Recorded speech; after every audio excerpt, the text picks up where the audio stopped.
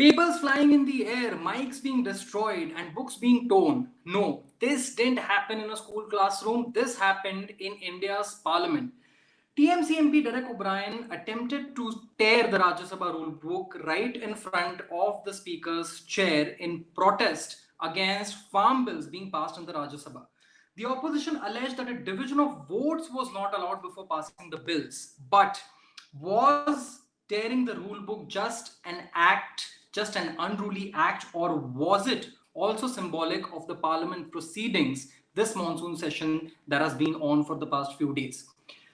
Firstly, let's see what the rule book that Derek O'Brien attempted to tear says about voting in the Rajya Sabha.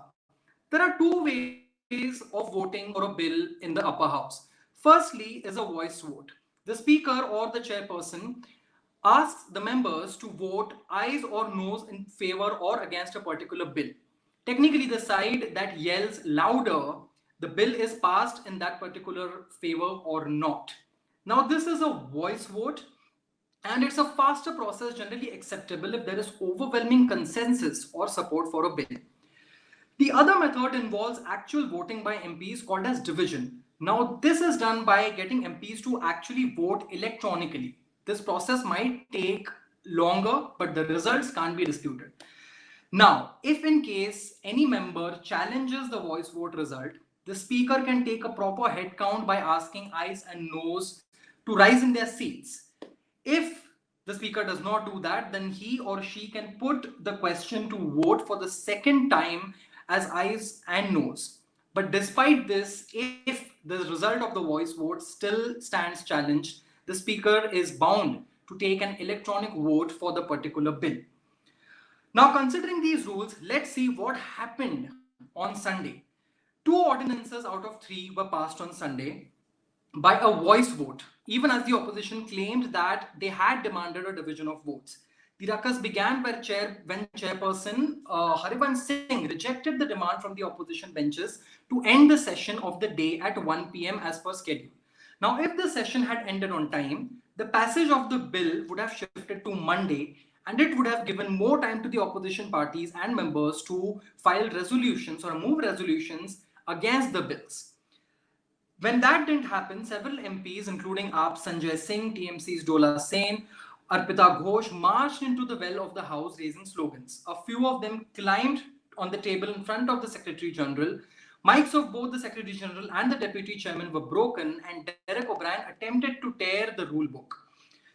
Amid the sloganeering, Harivansh Singh rejected the amendment moved by CPIM MP KK Rajesh against the bills, who was reportedly in the well protesting. The House was then adjourned for 15 minutes and the bills were passed amid ruckus via a voice vote when the House resumed again. Amid all this ruckus, Rajya Sabha TV muted the broadcast for a few minutes, muted the audio, making it impossible to hear the demands and the protests being raised by the opposition. Now, that begs the question, were rules flouted in the parliament yesterday for these bills to be passed? These bills were meant to replace ordinances that the Modi government had already promulgated earlier this year, and eventually they had to be taken up in the parliament. In case of Sunday's events, the bills were absolutely controversial and debatable. There was a lot of chaos and ruckus, and amid such a scenario, a voice vote on the bills was taken.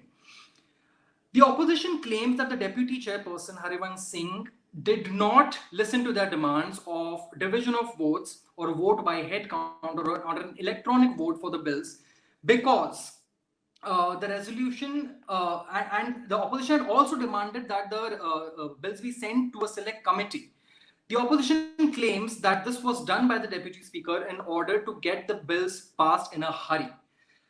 But would the bills have passed with electronic vote? Now, that is a difficult question to answer, and that is certainly difficult to ascertain, because to give you the background of the politics, the Shiromani Akali Dal, that has been the BJP's ally for over the past 2 decades, has clearly stated that it will not be voting in favor of the bill.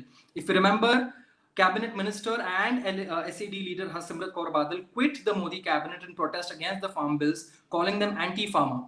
So it was very much clear that the SAD is not going to vote in favor of them.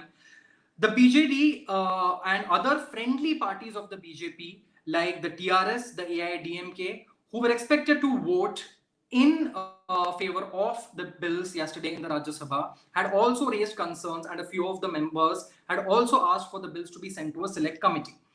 The opposition has alleged that since many, including BJP allies and friendly parties, were not in favor of the bill, the Deputy Speaker passed the bill via frivolous voice vote.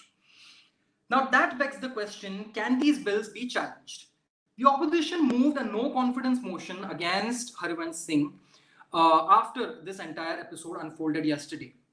But the resolution was not accepted. But even if it was, the no confidence motion would not have any effect on a decision made by the speaker while he was in the chair, which means that the decision of having a voice vote on the farm bills in the Rajya Sabha yesterday would have remained unchanged, even if a no confidence motion against Harivansh Singh was accepted. Now, can these bills be challenged in a court of law? Yes. Punjab Chief Minister Captain Amrinder Singh has said that the state government will challenge these anti-democratic and anti-farmer bills in the courts under Article 131. Article 131 deals with conflicts between the state government and the central government, and this is the same article under which CAA was challenged by many states, including Kerala, just a few months ago.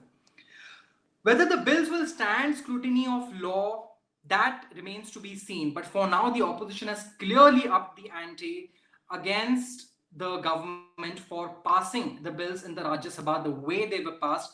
Protests have been taking place and statements are coming from the bigwigs of Indian politics and other state governments for the way the bills were passed in the Rajya Sabha. So this entire scenario and the protests and whatever unfolded in the parliament has not just shifted focus to the government allegedly not being mindful or being earful to the demands of the opposition and the farmers who are protesting across the country, but has also questioned the impartiality or the functioning of the parliament as a whole. What happens next remains to be seen. Stay tuned for the Quint for more updates.